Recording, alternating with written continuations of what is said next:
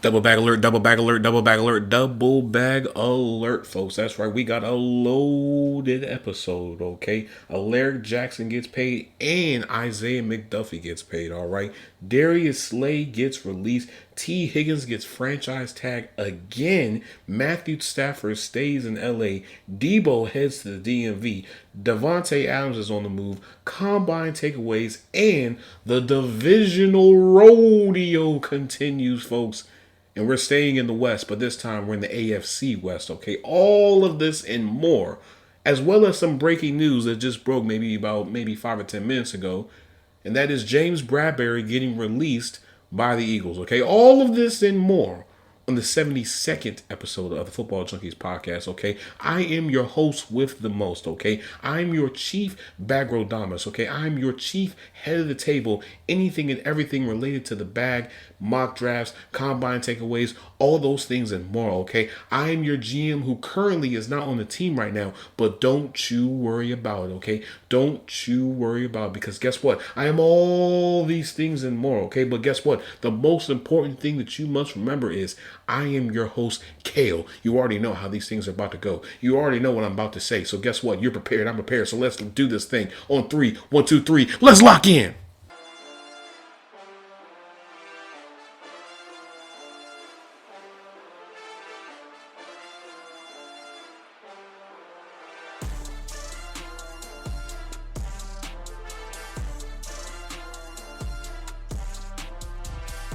All right, folks, let's just get into the meat and potatoes of everything that is going on in the league right now. And man, oh man, is it a lot going on right now. Okay, so let's start off with these bag alerts before we get into everything. Okay, so Alaric Jackson, tackle for the Rams, okay, gets paid, all right? 3 years, $57 million, $35 million guaranteed, which is around $19 million a year, okay? So all in all, really good signing. He was definitely probably maybe top 5 when it comes to tackles that were free agents this year. So for the Rams to, lock him up, that's one less tackle that, everybody can try to, convince to sign with their team and whatnot. So all in all, pretty good signing. Doesn't really break the bank. He has been playing really well. Honestly speaking here, I think what doesn't get talked about as much is the Rams have really built a really good offensive line. I could make a case their offensive line is probably maybe top 10 in my book, but I could be wrong here. Now, Isaiah McDuffie is a little bit more interesting, okay, because I had to do a little bit of digging just to really understand his role on the Packers, but we're going to get into that in just a second. So his deal is basically 2 years, $8 million, but it can go up to $9.5 million, okay? So when we look at his stats, it's only 94 tackles and 8 quarterback pressure. This is not a monumental, earth-shattering, record-setting type of deal. This is somebody who plays a very solid role on the Packers defense that, is a contributor. And when you look at, his footage, they put him everywhere on the defense. I've seen him line up at edge. I've seen him be the middle linebacker. He's everywhere. I will say this. One of the things that did catch my eye is he's a really good blitzer. Okay, and he has a relentless motor. He was going after the quarterback multiple times. And sometimes they even used him as a quarterback spy as well. So, all in all, it's a really good deal. It's a really good deal. It's nothing that is going to have the Packers scratching their head like, oh, what are we going to do? Like, no. It's a really good deal. And on top of that, linebackers really don't go for a whole lot of money anyway. So, it's fine. Now, let's get into T. Higgins, okay? So T. Higgins got tagged again. And so for people who don't know, the franchise tag is basically a 1-year deal, right? And so a lot of times teams put the franchise tag on somebody that they don't want to hit free agency, okay? They want to try to see if they can work out with them. Most of the times it's a placeholder. It's very rare to see a player to play on the franchise tag because a lot of players don't like playing on the franchise tag because of the risk that comes with it, which is if you get hurt, God forbid, guess what happens? You don't have a safety net. You don't have a blanket. You don't have anything that you can rely on because why? It's a 1-year thing. For Tegan's situation, this is the second time that he's been tagged. So the value for this tag is only $26.2 million, which, isn't a whole lot of money. but they're trying to work out a deal right now. My only concern is, what is his number? Because we all know that Jamar Chase should be the number one priority. We all know that Jamar Chase is going to reset the market. He is going to have the most richest contract in NFL history. Then it's T. Higgins, and then you can put in Trey Hendrickson. But the problem is, how are you going to be able to pay all three of these players? Because all three of these players have really good seasons. Trey Hendrickson was a finalist for Defensive Player of the Year. So you're going to have to find a way to be able to pay all these players. Now, do I think they'll let T. Higgins walk? There's a possibility. And there's also a possibility where they can just tag and just trade him. Because at this point, this is just my personal opinion, I don't see a reality where you can reset the market for Jamar Chase, pay T. Higgins maybe 28 to maybe 30 million, and then pay Trey Hendrickson, I don't know, 30, 35 million. I just don't see it. Now, I could be wrong, but the Bengals are one of those organizations that are very cheap. They are very cheap with their spending. And if I'm not mistaken, there was a story that came out not too long ago that they had to sell their naming rights in order for them to pay Joe Burrow. If you have to sell your naming rights to pay Joe Burrow, that's a problem. We have a major financial issue. But the Bengals have always had a reputation of being a very cheap team. I don't understand why, but this is exactly what they do, okay? Now that we've gotten all the bag alerts out of the way, let's get into this Darius Slay stuff. So, Darius Slay, Super Bowl champion, you can say that now, has been released by the Eagles, which, honestly, this was somewhat expected. I didn't expect for them to keep him for another season. I think it benefits both parties. That way, Darius Slay, he can go to another team, maybe get one more big payday or whatever. And for the Eagles, they can prioritize, corner moving forward, okay? So with this move, the Eagles will designate this as a post-June 1st release, okay? So Philly will carry his $13.78 million cap hit into June and then take dead cap hits of $9.4 million, which they save $4.3 million in cap space. And then next year, they take on $13.29 million, okay? Now, when we look at this, Darius Slay had 1 year, $16 million left on his deal and included a 14.6 option bonus. Had the Eagles exercised this bonus, that would have meant $25 million of voidable dead cap for Philly to deal with next year. And it's the same thing with James Bradberry. They were going to release him. He really didn't play as much, but he contributed a lot off the field when it came to mentoring the young corners and whatnot. So all in all, very much expected. They want to stay young. They want to bring in some new people. And let's be real here, which we'll probably get into once we get to that part. The quarterback class, low-key, they got some hitters. I'm just saying, they got some hitters. Now, let's get into, let's see, what else do we have to talk about? Matthew Stafford. So, this is a little bit of a weird situation, okay? Because this went one way where, okay, the Rams are going to let Matthew Stafford talk to other teams, see what his value is, and then come back to the Rams. And then all of a sudden, you find out that Matthew Stafford is staying in LA. So, on one hand, I understand why the Rams had a change of heart. But at the same time, if that was the case, why do we get to this point? Because we all know that the Rams were not going to get rid of Matthew Stafford. We know that if Matthew Stafford leaves the Rams, there's a lot of question marks. And it also doesn't help that this is not a really good quarterback draft class. You're not in a position where you could go and get a Cam Ward or a Shedeur Sanders. Outside of those two, it's a reach for Jackson Dart. It's a reach for Quinn Ewers. It's a reach for not Carson Beck. And it's a reach for Jalen Milroe. So all in all, you had to stay with him. And you're not about to pay 35, close to 40 million for Sam Darnold. Do you really want to go after Aaron Rodgers? No. Do you really want to go after Justin Fields? That's a possibility. But outside of them, there's nobody else that you can really say that can take this team to the next level. Except for who? Matthew Stafford.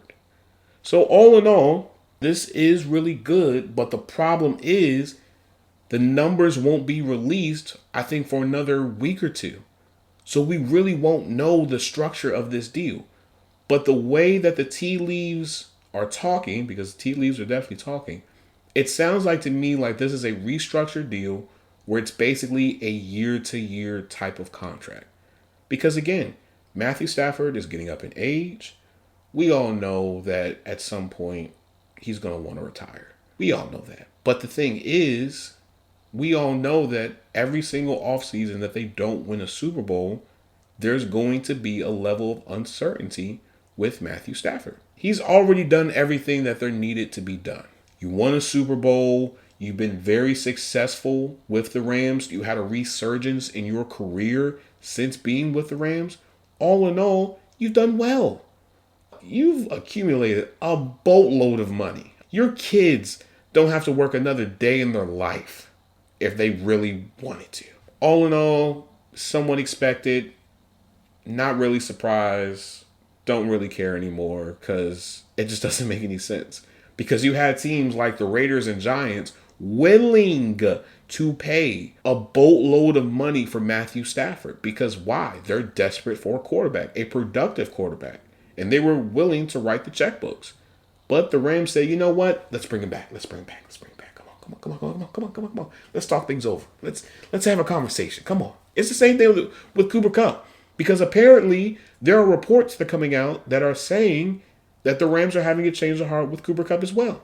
If I put two and two together, what sense does it make that you continue to let these players just entertain other teams and see what their market is, and then come to find out you want to have a change of heart and say, hey, come on back home? But I think that come back home moment came when you had Sean McVay go public and say that he wants Matthew Stafford back. Because let's really think about this here, folks. The Rams became Super Bowl champions once they got Matthew Stafford. It's only right that you continue to roll with him and see how far you can get. May I remind you that the Rams were literally one step away from potentially going back to the Super Bowl. Think about that for a second. And mind you, that was a season where in the first half, there was a lot of uncertainty with this team because they weren't winning a whole lot of games. And they were getting crushed. And then players were getting injured. And then for them to have this change in the second half of the season, and then you're going up against the Eagles during a snowstorm, like, man, you got to keep that guy. Same thing with Cooper Kupp. There's no need for you to let these guys walk. You have to keep the core. Now, granted, I understand that, their contracts may be a little bit crazy and whatnot, but you can rework a contract. It's very easy. But what you cannot do is allow these type of players to walk. Because you're talking about players that if you let them walk, you can never get them back, especially at this point in their career. So I say all that to say this: be loyal to the players that have been loyal to you. Now with this James Bradberry situation, okay, the Eagles had already prepared for Bradberry to be moved and whatnot. But basically what happens is this allows the Eagles to carry his $5.2 million cap hit into June, okay? Then they'll take on the dead cap hits of 3.1 this year and then 7.7 next year, okay? So all in all, very much expected, not really surprised. Allow them to go somewhere else and, be a starter or get a bag or whatever the case may be. But we also have some more breaking news, folks, and that is former Packers and current Jets receiver Allen Lazard has been given permission by the Jets to seek a trade. But the Jets are also open to bringing him back as well, according to Adam Schefter. So, as expected, they are looking to blow this thing up as far as all of the additions that they made for Aaron Rodgers, which we're going to get into the Davante Adams thing shortly. But when we look at it from a financial standpoint for Allen Lazard, okay, he doesn't have any guaranteed money.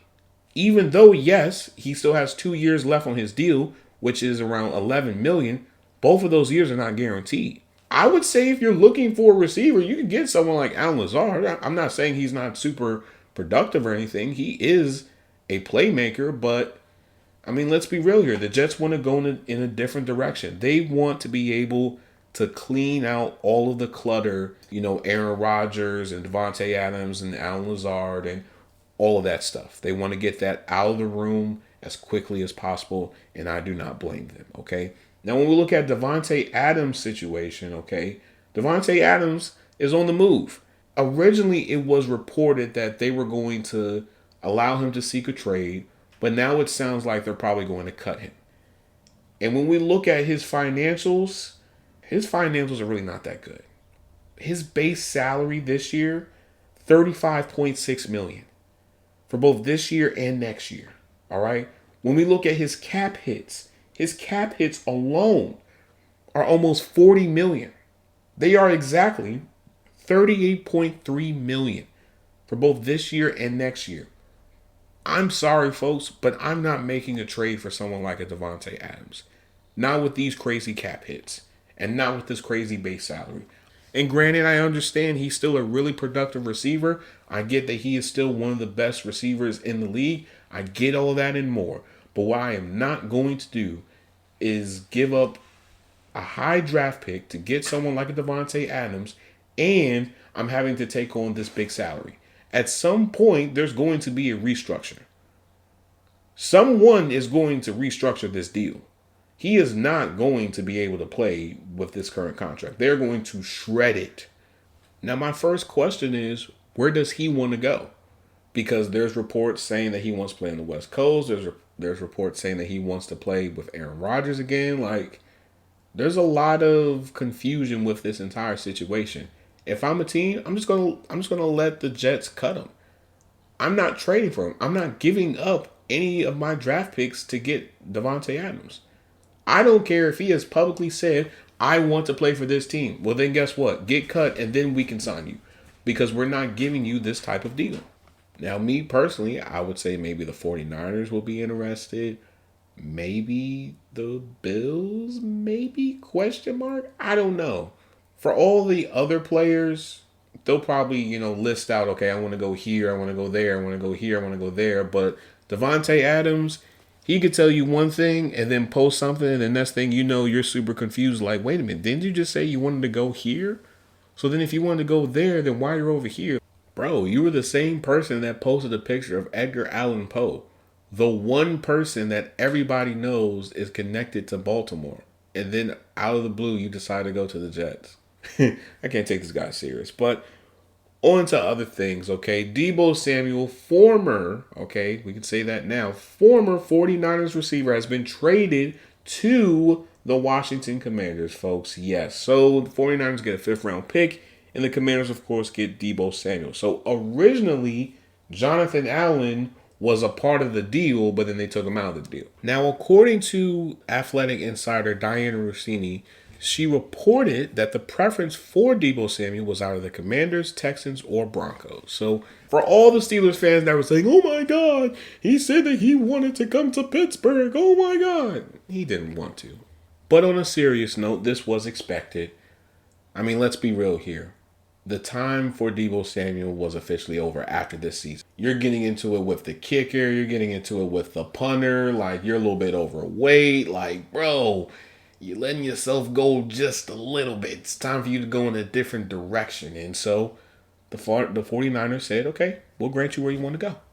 And they did it. And so you're reuniting with somebody that has familiarity with you in Adam Peters, which is a really good situation. Not to mention, you don't have to be a 1 and you don't have to be a 2 in this system. At best, you could be the 3rd or 4th best receiver on this team, which is still fairly good.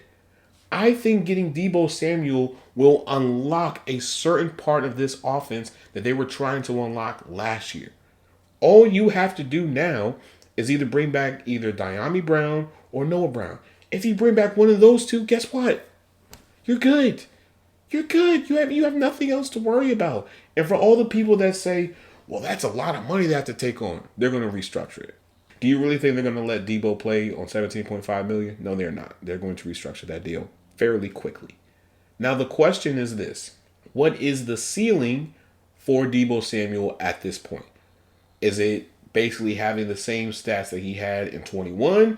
Or is it at least having, 1,000-yard receiving season, 6 touchdowns and, whatever other metric that you want to throw? Like, what is the ceiling at this point for Deebo Samuel? Because I think a lot of people were questioning, does Deebo still have it in the tank? Because we saw just how he wasn't the same Deebo this year.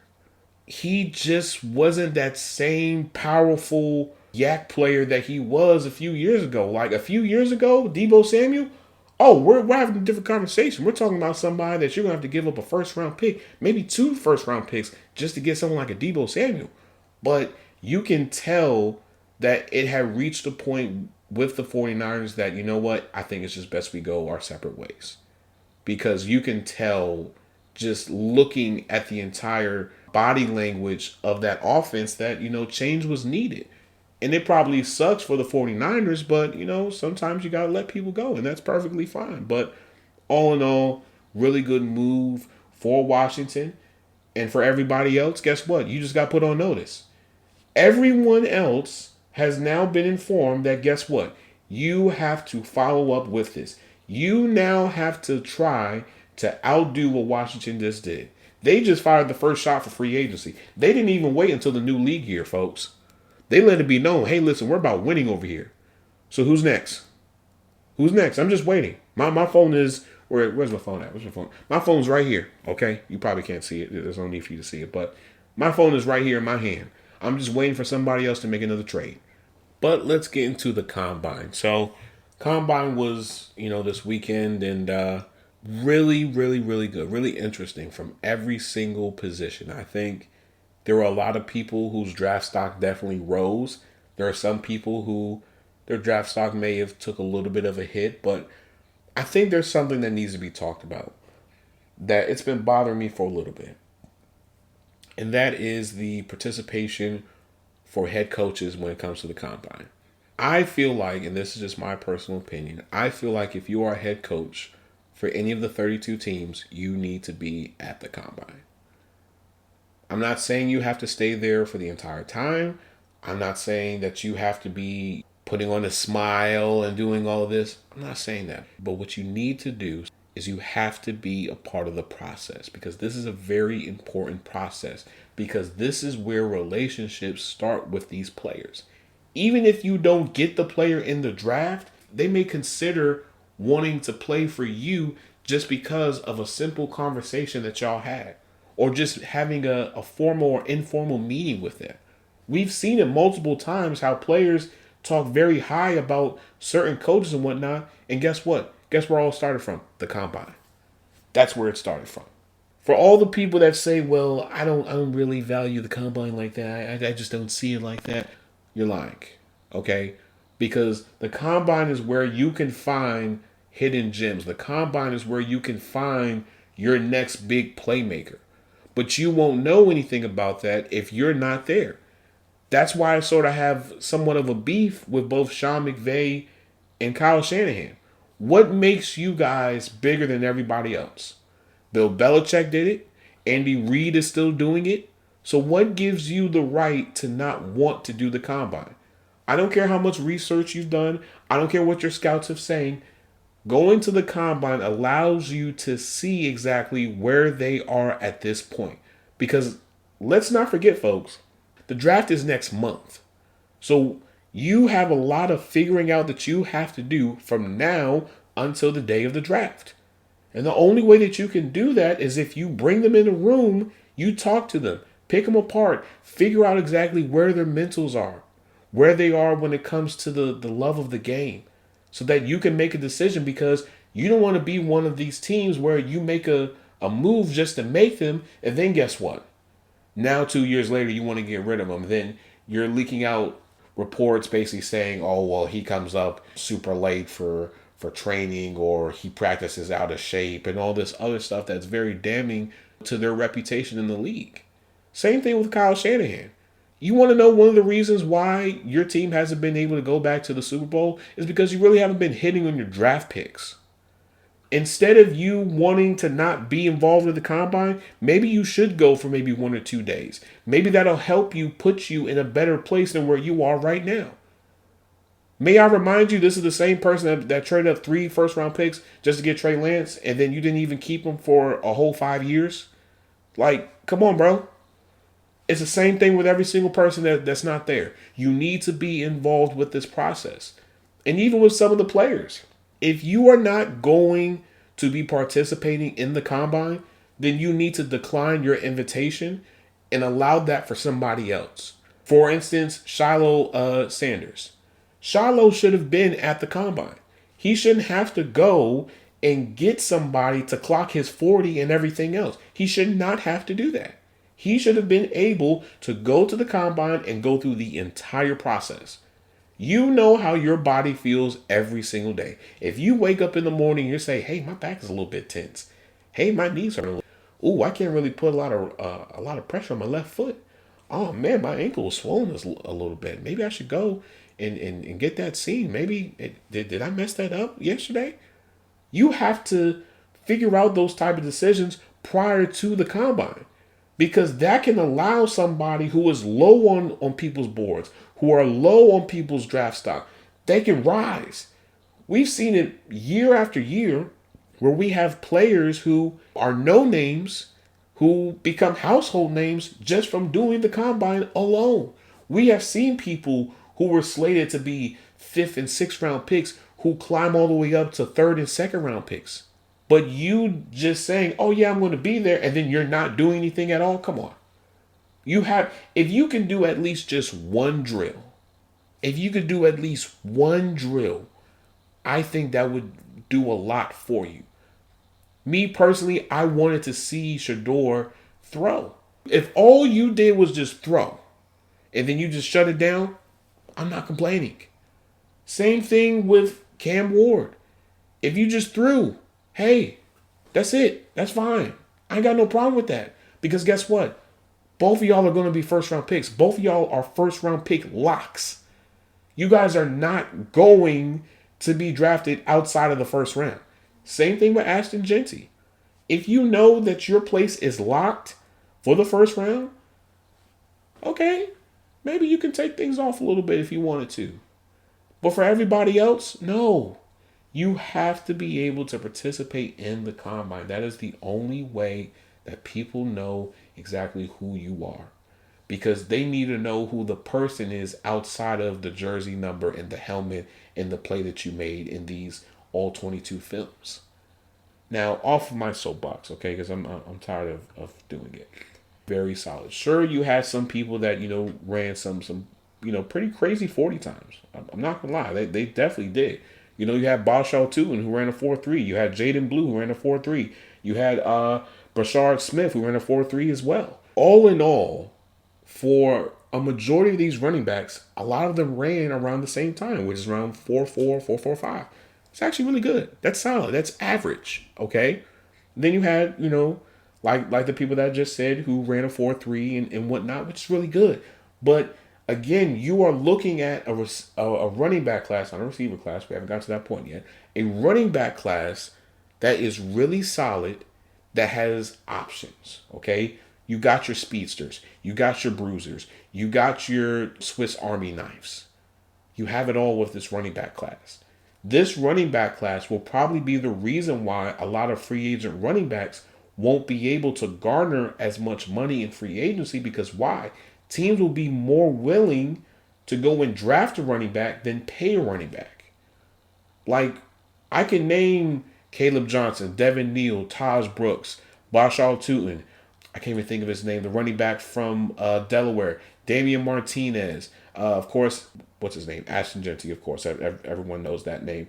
But there are so many running backs in this draft. I can guarantee you there's going to be at least maybe 10 plus running backs, that will definitely be drafted. You will be able to find a quality running back in the 5th, 6th, and 7th round. I guarantee it. Not all of them are going to be drafted high, but some of them will. Ashton Jeanty for sure. Omarion Hampton, there's a possibility for him.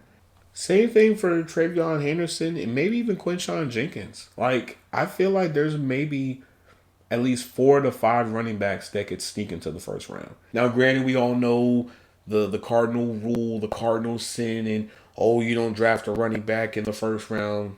Bullcrap. If there's someone that you like, you go and you get that person. The person that we do have to talk about, okay, because I'm gonna be everywhere when it comes to the combine. The person that we do have to talk about is Nick Emenwari from South Carolina. Folks, this guy is a monster. This guy is going to be a beast. 6'3", 220 some pounds. And he ran phenomenal. You want to talk about a weapon? That's a weapon. Okay? You put him with the right defense. You put him with the right situation. You are talking about someone who could potentially be an all-pro. He is a bigger, stronger, and faster version of Derwin James. Just saying. You know, if you're looking for a safety, you know, you can go get him, you know. I'm just saying. Defensive line class, very solid as well. Sure, there was a few people that may not have had the best. I mean, Shamar Stewart, we all know, you know, he definitely had a really good combine, but there's a lot of people I'm going to have to review. There's a lot of people I'm going to have to look at again just because, you know, the combine definitely shows you a lot. And so sometimes you may have to look back and look at their all 22 just to see like, hey, was that being shown in this game? Was that being shown in that game? Like, what was I missing something when it came to this player? Like, the combine definitely shows you a lot. And so defensive line, definitely believe there's going to be a lot of people that are going to be drafted high in the middle parts of the draft. I definitely believe, you know, Derek Harmon, his draft stock rolls up. I think Shamar Stewart for sure. TJ Sanders, it's in the middle. I'm going to have to review his stuff, but all in all, defensive line class, still very confident with them. Who else? Receiver class, it's a work in progress. And the reason why I say that is because, sure, you have, you know, T-Mac, you have Luther Burden, you have this person, you have that person, but this receiver class, and I've said this before in recent episodes, the day 2 and day 3 class, I think has a lot of potential. Sure, you know, it's not like the receiver classes that we've had in recent years where you have 5 and 6, you know, first round grades on receivers. But I think you have some receivers that if you put them in the right situation, they can thrive. Savion Williams, he can thrive. Jaden Higgins, dog. Absolute dog of a blocker, okay? Matthew Golden, he wowed everybody. Isaiah Bond, you lied, okay? You lied to everybody. You lied to me, okay? Because you were telling everybody, oh, yeah, I'm about to shock the world. I'm about to run a 4-2, da-da-da. You didn't really do that, brother. You didn't really do that. Now, Matthew Golden, he didn't say anything. He ran a 4-2. Just saying. I'm going to leave that be. But back to the receivers, though, the receiver class is really solid. It's not a receiver class where you have this superstar and that superstar and this superstar and that superstar. No. But you have very solid contributing receivers in this class. And I wouldn't even be surprised if there's some receivers that convert into tight ends. I think as long as you are able to be consistent when it comes to catching the ball, and as long as you are a really productive blocker, I think you could transition into being a tight end. I think there are some receivers who are big enough and strong enough to where they could play the tight end position and they won't lose a pep in their step. I think, you know, Matthew Golden's draft stock definitely rose. I think, who else? Elic Emenyor, I know I'm pronouncing his name wrong. I know I am, my bad, bro. The receiver from Stanford, his draft stock definitely rose. Jaden Higgins, like I just said, his draft stock rose. I think Colorado's receivers as well, I feel like there's a lot of potential with them, for sure. But everybody else, there's optimism. There's definitely a lot of optimism because originally I was definitely on the fence like, is this a down year? Is this a weird year for a receiver? What exactly is it? But looking at this combine, there's a lot of potential. I think some of these guys will be some really good special team aces. I think you're looking at some receivers that can be really good Swiss Army knives. I just look at the endless creativity that you could use with each and every one of these receivers. I don't think there is a receiver in this combine group, in this draft class specifically, that is like a complete bust. I think there are some receivers that will do phenomenal things if you put them with a Kyle Shanahan or a Sean McVay or somebody who is very creative with their play calling and execution and whatnot. So only time will tell, but tight end class, solid as well. I think Mason Taylor, I feel like his draft stock definitely rose. You're looking at somebody that is a really good pass catcher as well as a good blocker as well. I feel like the tight end class will definitely be valued in maybe the second half of the first, early part of the second round. I think when you look at people like Harold Fannin Jr., Mason Taylor, like I just said, Colston Loveland, Tyler Warren, I feel like those are going to be like the main ones that everyone's going to want to go after. I feel like the tight end from Miami as well, he's definitely somebody that you can't sleep on. Like the tight end class this year, believe it or not, has a lot of potential. I feel like if you are a team that is looking for either a tight end 2 or a tight end 1, this is the year to get it. I feel like Tyler Warren and Colston Loveland are a tight end 1 and tight end 2 for everybody. But then outside of that, I mean, you can, make your debates for anybody, honestly. Corner is really solid. Like, I know I'm saying solid a lot, but that's all you can really say. Like, you can't say, oh my God, this class was just absolutely perfect. It was phenomenal. You can't really say that. But what you can say is it's solid. Cornerback has potential.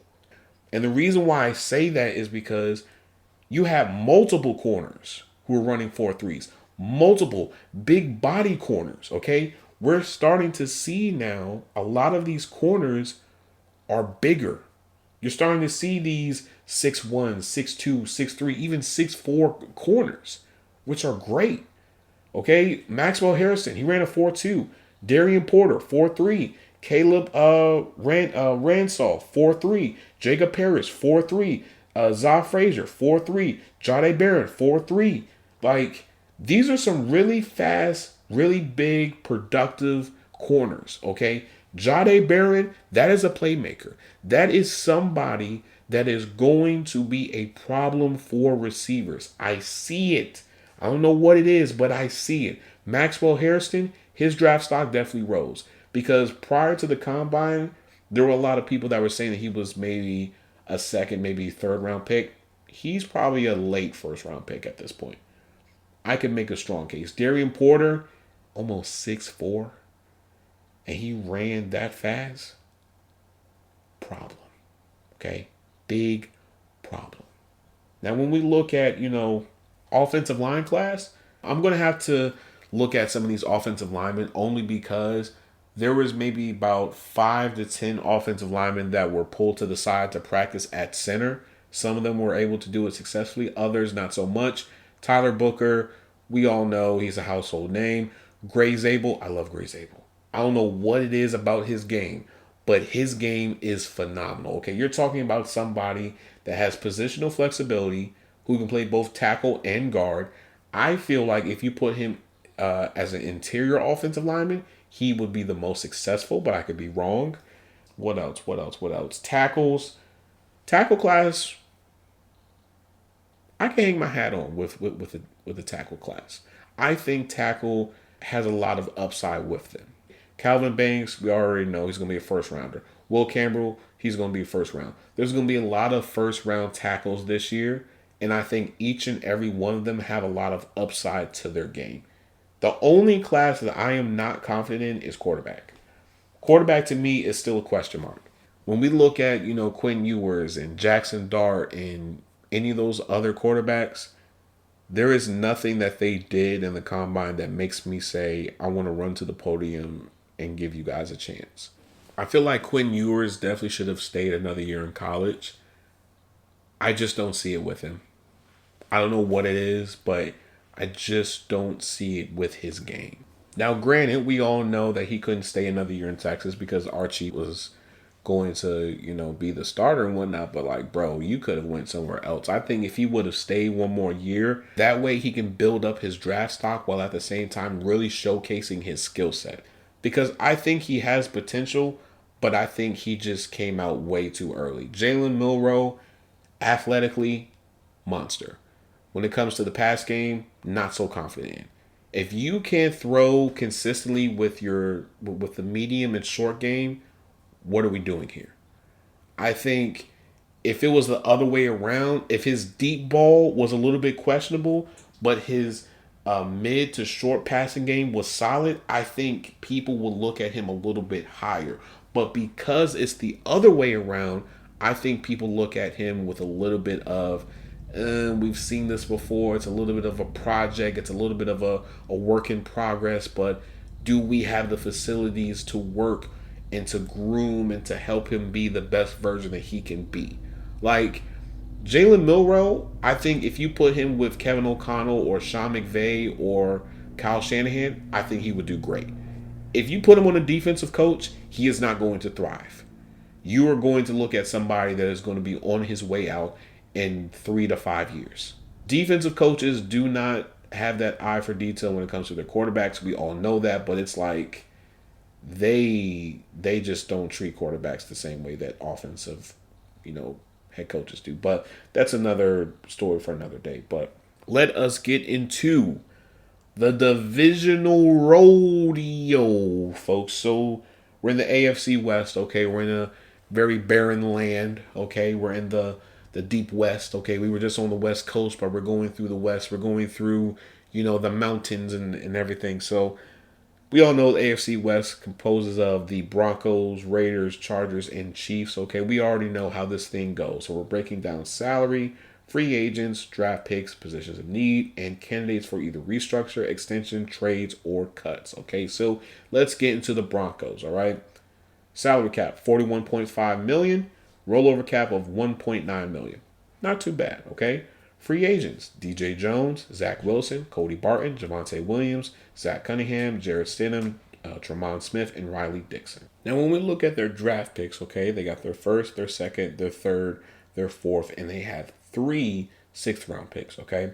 Positions of need, defensive line, tight end, running back, receiver, and interior linebacker. I think I said that wrong, but it's fine. You know what I mean. So when we look at this, the Broncos are in a really good space, okay? You have a really young team that proved the doubters and haters and naysayers wrong last season, okay? Including me.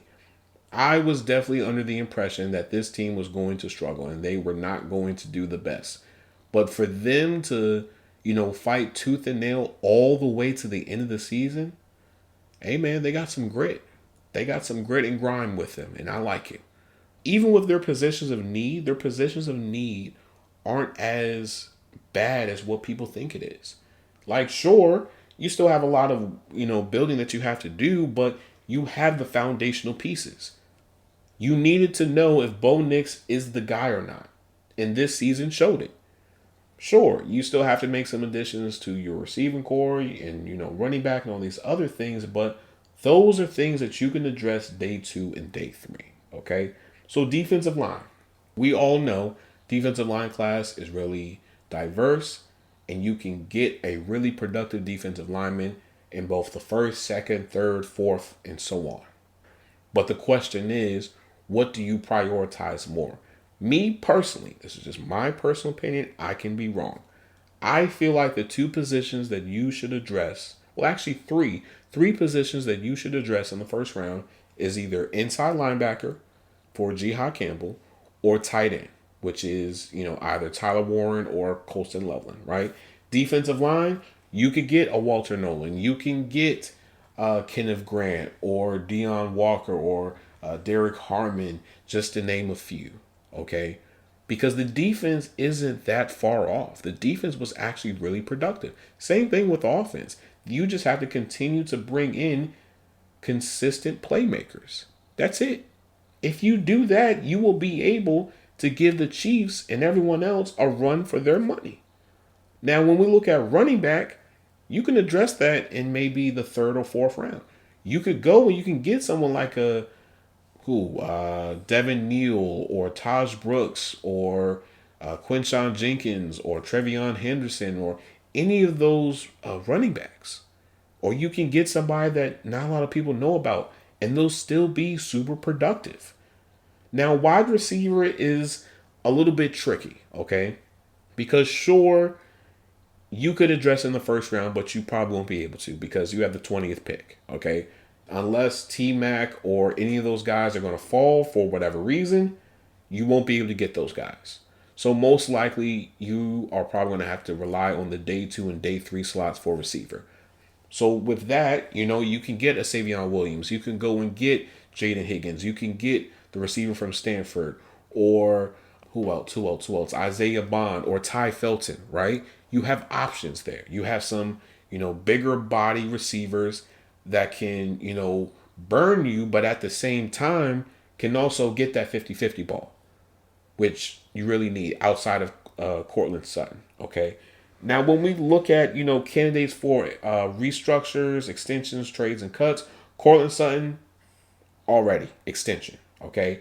His market value is 3 years, $68.6 million, which is $22.9 million a year. Give him an extension. Do not let him, be disgruntled. Do not let him, try to figure out if he has a market in free agency. Don't let him do it. Same thing with Zach Allen. I feel like you can give him an extension. 3 years, $66.2 million, which is $22.1 million a year. That's not bad. Alex Singleton, you can go at this a few different ways, okay? You can go and you can draft one high, or you can go and you can keep someone like Alex Singleton. That's a decision that you have to make. Now, sure, Jihad Campbell to me is linebacker 1, but I don't think Jihad Campbell is going to fall that far. And if he is, it's because of, a major red flag that just appears out of nowhere. Now, middle linebackers do not get paid as much as everybody else does, okay?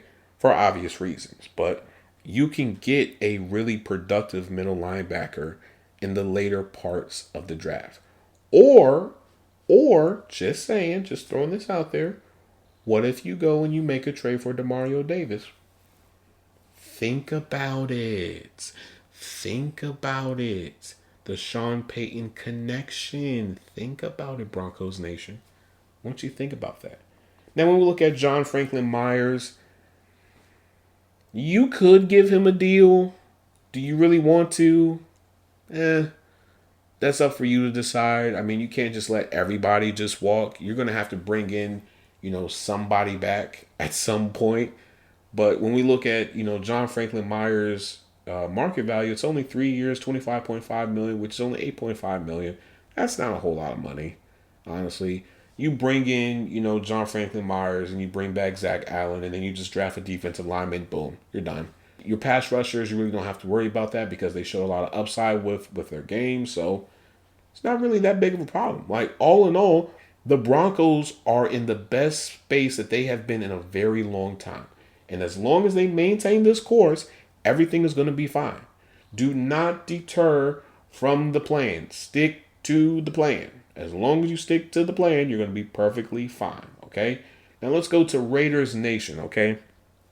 So with your salary, $96.6 million, okay? You have a rollover cap of $33.5 million. Ooh, you're swimming in money, okay? But here is the drawback, okay? Free agents, Marcus Epps, Robert Spillane, Clavion Chasen, Harrison Bryant, John Jenkins, Cody Whitehair, and Andres Pete, Alexander Madison, Trevon Moehrig, Nate Hobbs, just to name a few, okay? Your draft picks. You got your first, your second, you have 2 third-round picks, you have a 4th, you have a 5th, and you have 3 6th-round picks, and you have 1 7th-round pick. Okay? Positions of need, quarterback, receiver, DB, running back, linebacker, okay? Here is the thing with the Raiders. Yes, you do need a quarterback. But how much do you value this quarterback draft class? I think that is the number one question that needs to be asked. Because if you were in the market for someone like a Matthew Stafford, that lets me know one or two things. Either A, you guys realize that you're not in a position to go and get either Cam Ward or Shedeur Sanders, or you realize that maybe it's best that we just get a bridge for this year and then we take the big swing next year. It's one of those two things, all right? Now, the problem with the Raiders is, sure, you have all of this money, but you have so many holes that you have to fill on both sides of the ball that if you bring in a veteran quarterback, you're going to have to shower them with money. That is the only way that they will be wanting to play for the Raiders. It's not because of the legacy of the Raiders. It's not because of all the promotional videos of Raiders Nation and whatnot. No, it's because of money. It's because of what you're giving them, okay? Now, when we look at receiver, as I've said before, sure, you can go and get someone like a T-Mac. Sure, you can get someone like a Luther Burden or Matthew Golden, Emeka Ibuka, just to name a few. But do you want to get them that high? Probably not. You could probably get somebody in the second and third round and, it won't be that big of a problem.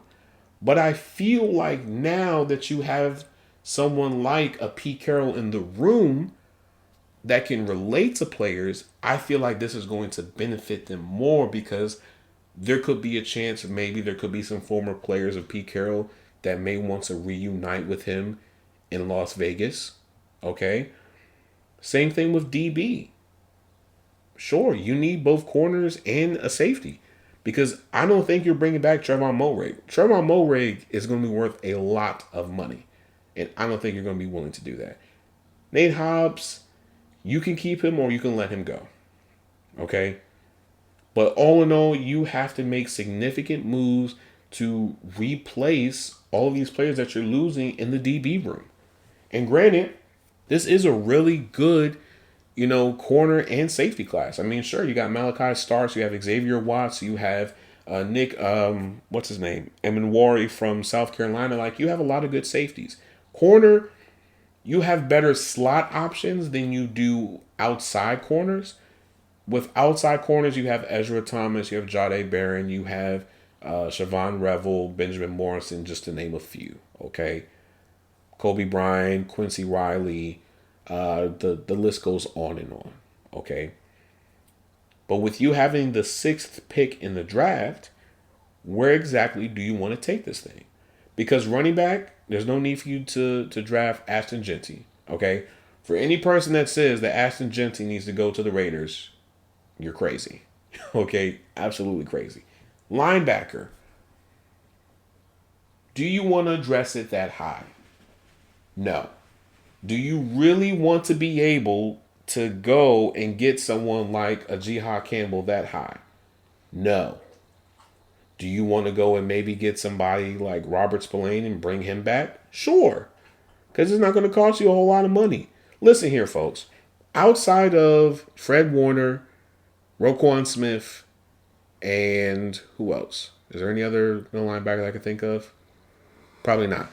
Outside of those two, maybe even Patrick Queen if you want to throw him in there. Outside of those three, there's nobody else that can be demanding a whole lot of money. So linebacker has become a spot where you can be a little bit cheap with if you really wanted to. But all in all, you have to figure out a way to build this team because right now, Max Crosby, he's at a crossroads, okay? Sure, he wants to be loyal to the team, but at the same time, he realizes that, listen, this team is not going anywhere. I'm not getting any younger. I'm trying to win. I'm trying to experience winning football. And if this team does not get its act together, I'm going to go. Simple as that. And I don't blame him for it. How many times have we seen the Raiders continue to fall on their face every single year? They get all this build up and hype. Oh, this might be the year. This might be the year. This might be the year. And the next thing you know, they just flop. And now you're trying to figure out exactly what went wrong with the Raiders once again. It's not worth it. It's just not worth it. Now, when we look at candidates for restructure, extension, trades, and cuts, Jacoby Myers, you can give him either an extension or you can just, let him go. Me personally, I would keep him because you're going to need at least 1 to 2 receivers just to stay with the team. Like, you're going to have to, especially if you're going to draft a quarterback, which I will continue to say it again. If you are not drafting, either Cam Ward or Shedeur Sanders. Do not overreach for any of these other quarterbacks. I'm just saying. When we look at his market value for Jacoby Myers, okay, it's 2 years, $29.8 million, which is only $14.9 million a year. That's not that bad. It is not earth-shattering. It is not something that is going to break the bank, but at the same time, it is compensating him for being loyal to the team. That's just basically what it is. Gardner Minshew, restructure 100% of the way, okay? His cap hit this year, $13.8 million. Bring that down just a few notches, okay? Because when we look at his base salary, it's $11.8 million. Most likely, you're going to be the backup. You are not going to be the starting quarterback for the Raiders. You're going to be the backup. So do a simple restructure. That way, if anything crazy happens in the offseason where a team does need a quarterback, you can get, Gardner Minshew for, I don't know, third, fourth, maybe a fifth round pick, But when we look at Max Crosby, like I just said, trade him. Trade him. At this point, there is no need to continue to keep someone who is a perennial All-Pro, one of the best pass rushers in the league, on a team that is not going anywhere. This team is far away from being competitive. Let him go. You can use those picks to really build this team in the direction that you really need to. Now, granted, you hit on two of the most important things. You got your coach and you got a really good GM. Two good things, right? But outside of that, you have a bunch of question marks on every part of this roster outside of Max Crosby's spot. Like Christian Wilkins, that signing looks like it's starting to blow up in their face. He is not even half of what he was when he was in Miami. I don't know if it's because of the Vegas nightlife. I don't know if it's because of Vegas. I don't know what it is, but he is not the same person. I would not be surprised if he's being shopped around currently right now as we record this episode, okay? Then when we look at Robert Spillane, give him an extension. 2 years, $20.7 million, which is only $10.4 million a year. It's not bad. You keep someone like a Robert Spillane so that he can help and show and mold the next, linebacker how to do things. If you bring in someone like a Barrett Carter or Carson Swearinger, if I'm not mistaken. If I'm mispronouncing your name, my bad. Don't mean to do it intentionally. But you have options with linebacker, okay? You could get someone like a Devin White. You could get someone like a Robert Spillane, like I just said. You could bring in someone like a Quan Alexander if you wanted to. There's options at inside linebacker, okay? But all in all, I think the Raiders need to figure out exactly what is the direction of this team. Are we really going through a real rebuild, or are we trying to do some patchwork? Because if we're going through this thing, we have to be able to figure out, okay, what positions do we need to address in free agency? Address, in the draft. Because sure, you're in a really good spot where you can get, you can get your quarterback, you can get your receiver, you can get your DB, you can get your running back or your linebacker. But do you want to waste that high of a draft pick on a linebacker or a running back? No. Maybe a DB, maybe a receiver, maybe a quarterback. But outside of that, there's no need for you to do it, okay? Which, speaking of which, apparently they're shopping Michael Mayer around as well. So, you have that as well. Because outside of Brock Bowers and maybe Jacoby Myers, if he stays, what else do you have on the Raiders offense? Nothing.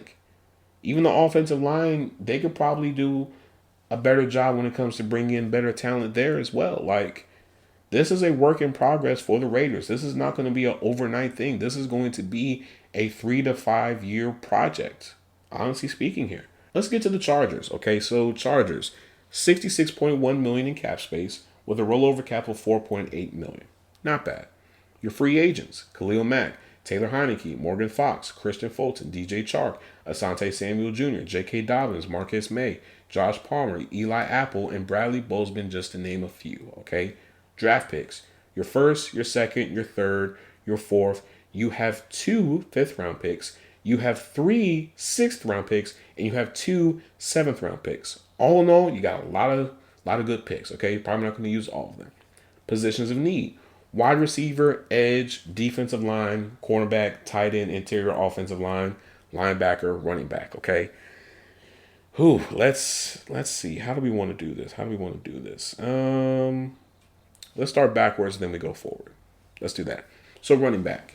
We all know that this is a really productive running back class. We all know that you have different options at running back. You have your receiver types, you have your bruisers, you have all different types of running backs in this draft class. The question is, how high do you value it? Me personally, I value it in the second and moving to maybe the fourth. Okay, that's probably the sweet spot for me when it comes to running backs. I am not getting a running back in the first round if his name is not Ashton Genty. If it is not Ashton Genty, I am not getting him in the first round. Just saying. Now, when we look at linebacker, same thing with the Raiders. Sure, you can address it, in free agency, or you can go and get someone in the draft. Barrett Carter, he'll probably be available maybe in the second or third round. Same thing with Carson Swearinger as well. Jihad Campbell, he's a first round pick. Okay. And you're really not in the position to go after Jihad Campbell because you have the 22nd pick, and he's not going to fall that far. Now, tight end. Sure, you can address this maybe day 2 or day 3. I don't think Colston Loveland or Tyler Warren is going to drop that far. I think if you get someone like a Harold Fannin Jr. or you get the tight end from Miami, I think those are really good draft, picks. Or you can pay for one. You could get someone like a Mike Gesicki if you really wanted to, right? Interior offensive line. You have options. You can bring in, a veteran, or you can draft one. Now, from a veteran standpoint, you're going to have, people like, what's his name? Kevin Zeitler. You're going to have Alex Kappa. You're going to have Mekhi Becton, just to name a few. I think Brandon Sheriff as well. Like James Daniels. Like I can just continue to go on. Tevin Jenkins, right? You have options with interior offensive line if you want to take the veteran approach compared to drafting someone. Corner. Like I said before, you have better options with slot corner than you do outside corner. Okay? Do you want to go and get someone like a Ezra Thomas? Do you want to get someone like a Jahdae Barron? Do you want to get someone like a Maxwell Harrison? That is a decision that you have to make because remember, you also have to pay Asante Samuel Jr. as well. So I think based off of what they do with that situation will dictate their move when it comes to corner. Now, defensive line, you could go about this a few different ways. Sure, we all know defensive line class is really good, but how much do you value it? Okay? Because me personally, I feel like if you get someone like a Derek Harmon, great. If you get someone like a Kenneth Grant, great. If you get someone like a Walter Nolan, great. And if you bring someone back like a Morgan Fox, or you bring in, I don't know, Jonathan Allen or Javon Hargrave, like that's still really good as well. I feel like the defensive line definitely needs to be emphasized just a little bit this year, just because we just saw a defensive line in the Super Bowl dominate the Chiefs. They crushed the Chiefs. They went after Patrick Mahomes. That is the only way that you will be able to really have the advantage over Patrick Mahomes. Because the reason why Patrick Mahomes has lost only 2 times in the Super Bowl is why? Defensive line. The 2 losses that Patrick Mahomes has had is because of what? Defensive line. The defensive lines for the Buccaneers did the exact same thing that the Eagles did. They went after Patrick Mahomes and they were relentless. That's what you have to do in order to have the advantage over Patrick Mahomes. And I feel like you have to prioritize that with the uncertainty with Khalil Mack and especially Joey Bosa. Okay? Edge, I have to start looking at more edge prospects. I mean, of course, you have James Pierce, you have Michael Williams. You have options there, honestly. You could go and you can bring in somebody, like a Josh Sweat if you wanted to, or a Hassan Reddick, just to name a few, okay? Wide receiver, that needs to be a priority, okay? Quentin Johnston, I don't know what to say about him at this point. He has not lived up to that draft pick. He's like Butterhands at this point. Better yet, Butterfingers. That's his new nickname, Butterfingers, because here you have someone in Justin Herbert who is trying to save your career and you can't even catch the ball, bro. Like, what is going on? Are your hands broken? Hands broken. Do you need to see a hand doctor? Because man, oh man, you can't even catch a leaf if it tried to fall in your hand. That's how bad it is, all right? Outside of Lad McConkey, you have to do more with a receiver room. Now, you can bring in someone like Mike Williams, have a little reunion, whatever. It won't cost you a whole lot of money. Or you can go and you can draft one. You could go and get someone like a Savion Williams. You can go and get receivers that are bigger body that are really good at blocking. Because again, we all know that this system relies on what? Running the football effectively, to be specific here. So it's only best that if you bring in somebody that are willing blockers, I think that would do numbers for this offense. Now, when we look at, candidates for restructure, extension, trades, and cuts, Joey Bosa, you're either doing a restructure or you're trading him at this point. Because right now, he's getting way too expensive, and there's just no need to continue to keep him, okay? Because when we look at his base salary this year, $13 million. When we look at his cap hit, $36.4 million. You have to be able to bring that number down just a little bit. Because as of right now, Khalil Mack has been a little bit more productive in recent years than what Joey Bosa has. Why? I don't know. Now, when we look at, other candidates, all right, Asante Samuel, you can give him an extension. His market value is only 4 years, $45.8 million, which is $11.5 million a year. Not bad. Morgan Fox, you can give him an extension as well. 1 year, $4.8 million, which, like I just said, $4.8 million a year. That's not bad. That's not, record breaking. Taylor Heineke, you need a backup quarterback. 1 year, $1.3 million. It's not earth shattering. J.K. Dobbins, you could bring him back if you wanted to, just so he can play the mentor role and help the young running backs that you plan on getting. It's not bad even for him. 2 years, $8.1 million, which is only $4.1 million a year. That's not bad at all, folks. So all in all, the Chargers are in a really good spot. I don't think nobody expected them to do what they did in the first half of the season, but they did it. And so now you have to continue to build off of that momentum. Now, me personally, I think you have to really focus on the defense more than offense. I feel like your offensive needs can definitely be addressed in day 2 and day 3 than your defensive needs. I think if you get someone like a TJ Sanders, like who's a good one? Jahdae Barron or Maxwell Harrison or Malachi Starks. Like, if you get someone like that, I think it would definitely do a lot for the defense, because this team could potentially be a really good playoff team if they hit on their draft picks, if they hit on their free agency signing. Because right now, you have Justin Herbert, you have Joe Alt, you have Rashawn Slater. Like, you have a really good offensive line. All you really have to do is just bring in a really good, productive running back, and I guarantee you, you will have a better season than what you did last year. Just saying. On to the final team, the Chiefs. Okay? This one's a little bit more complicated, all right? For one, you're negative $15.9 million in the hole, with a rollover cap of $3.1 million. Free agents: D-Hop, Justin Reed, Hollywood Brown, Carson Wentz, DJ Humphrey, Samaje Perine, Charles Omenihu, Josh Uche, and Derek Nandi. I think that's how you pronounce your name. Sorry. Draft picks: you got your first, your second, you have 2 third-round picks, you have a 4th, and you have a 7th. All right. Positions of need: offensive line, wide receiver, running back, defensive line, and interior linebacker. So just to start things off, for one, you have to figure out how you're going to be in cap compliance. That's one. 2, you have to figure out how can you have an edge over everybody else. Because right now, I feel like the Chiefs have lost that edge. Remember when they had Tyreek Hill and McCole Hardman, and they just had that track team of receivers, and they was putting up points and they were super fast and whatnot. Nobody could really match them. But now you're starting to see that the Chiefs are starting to be like the Patriots at this point, where you are really rocky in the first half of the season, but then when we get to the second half of the season, it's guns blazing.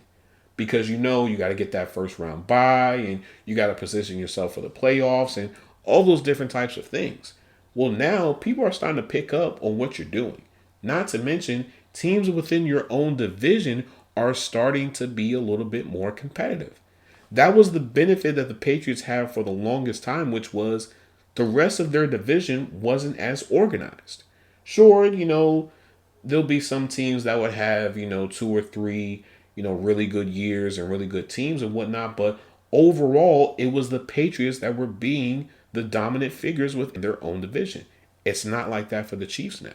So now you have to figure out a way how you can be better than what everybody else is at this point. Like, really think about this for a second here.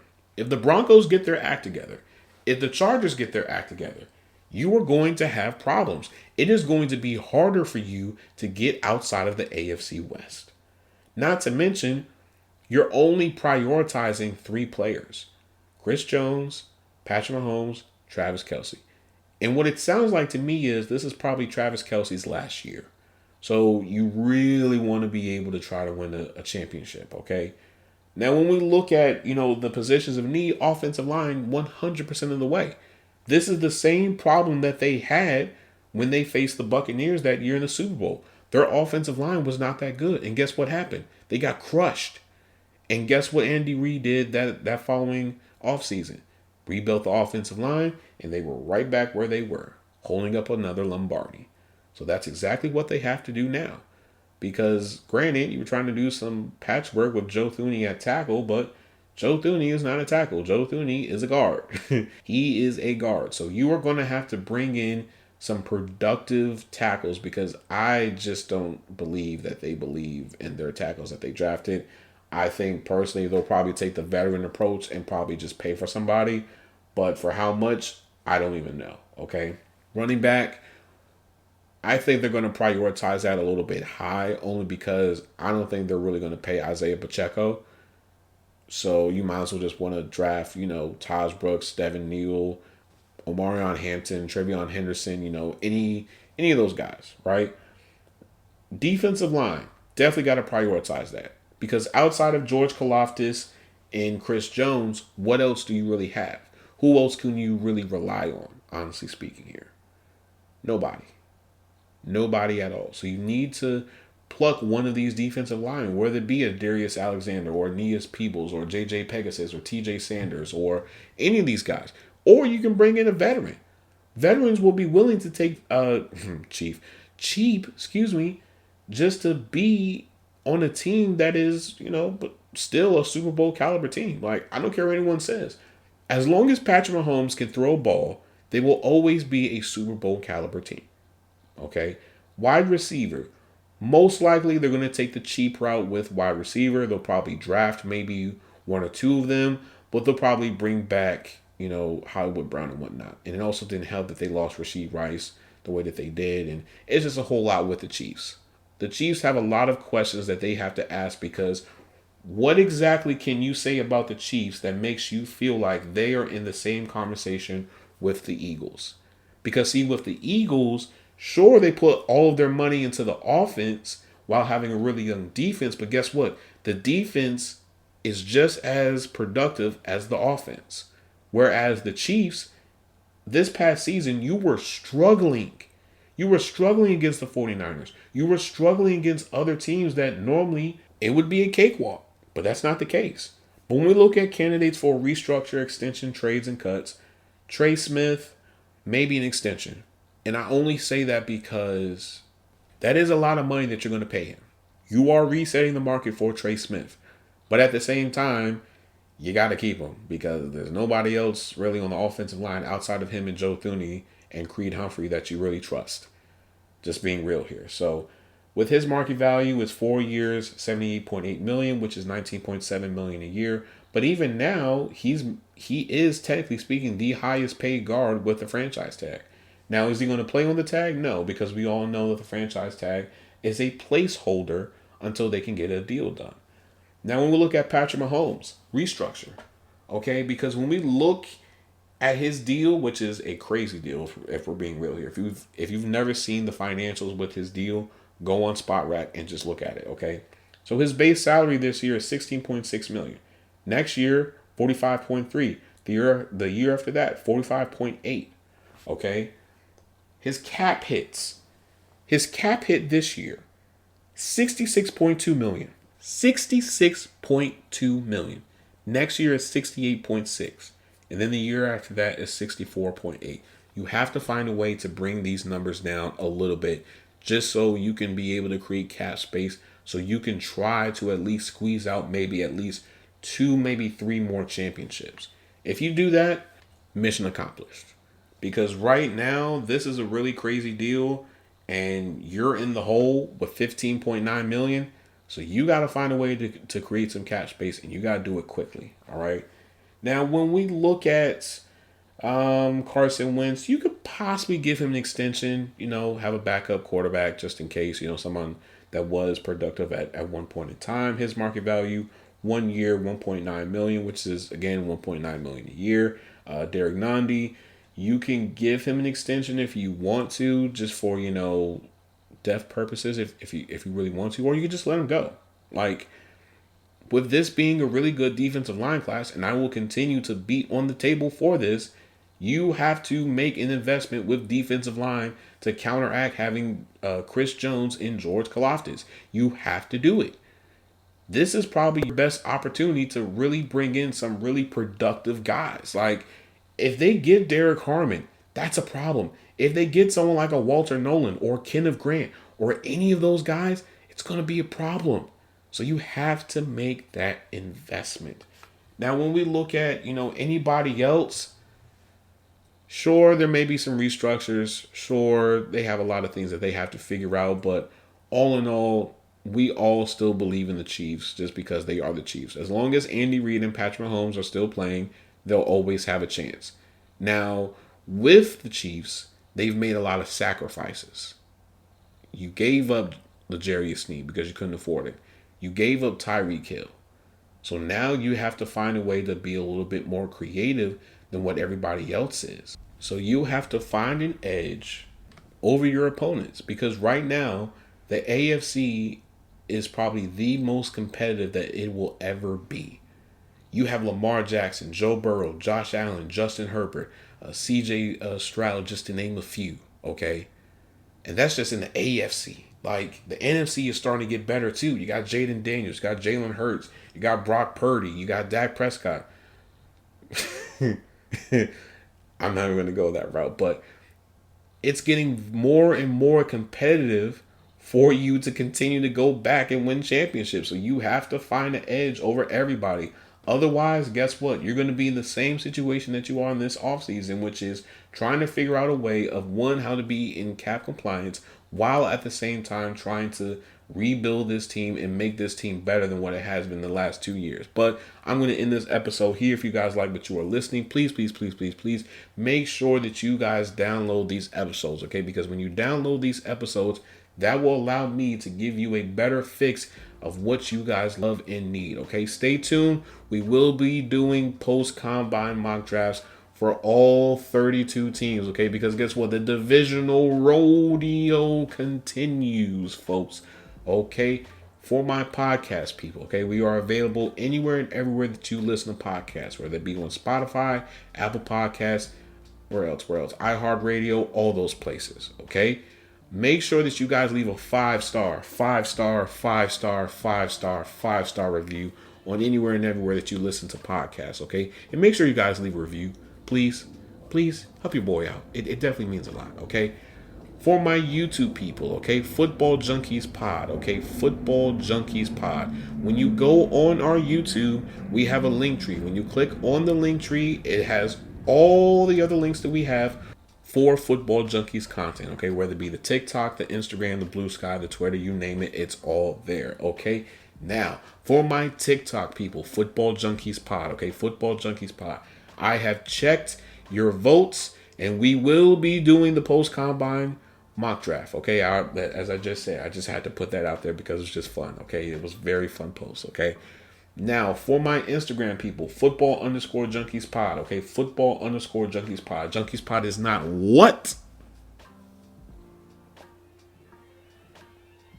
It is together, not spaced, okay? It is together, not spaced. Football_Junkies Pod, okay? For my Twitter people, GM Kale, okay? GM Kale, Kaile, all right? Same thing with Blue Sky, GM Kale. GMKAILE, okay? So as always, I hope I gave you guys the fix that you guys need. I love you guys. I appreciate you guys so much. Up next, We going down to the dirty South. Or do we want to go to the North? Nah, it's too cold. We going down to the South, folks. That's right. We're going down to the South. Stay tuned, because we got a lot to talk about, especially with the Saints. So this is your GM Kale signing out. Peace and love. Later. Is what I would say if I did not just get breaking news, because now we have a triple bag alert, triple bag alert, triple bag alert, triple bag alert, folks, because guess what? Cowboys defensive tackle Osa Odighizuwa, I know I just butchered your last name, sir. I'm very sorry. Just inked a 4-year, $80 million deal that includes $58 million guaranteed and a $20 million signing bonus. Now, originally, he was franchise tagged, but we all know that was just a placeholder for a deal. So when we look at his stats, this was his best year. He had 4.5 sacks, 1 forced fumble, 47 total tackles. He had a really good year. He had a phenomenal year. So all in all, Jerry Jones takes care of his boys once again. Great deal for the Cowboys. This does create a little bit of cap space for them. So all in all, really good for both sides. So now that we are officially over, because now this is a triple bagler, because, Alaric Jackson got paid, Isaiah McDuffie got paid, and now he just got paid. This is our first triple bag alert of the offseason. Let's see if we can get another one. But this is your GM Kill really signing out. Okay, peace and love. Later.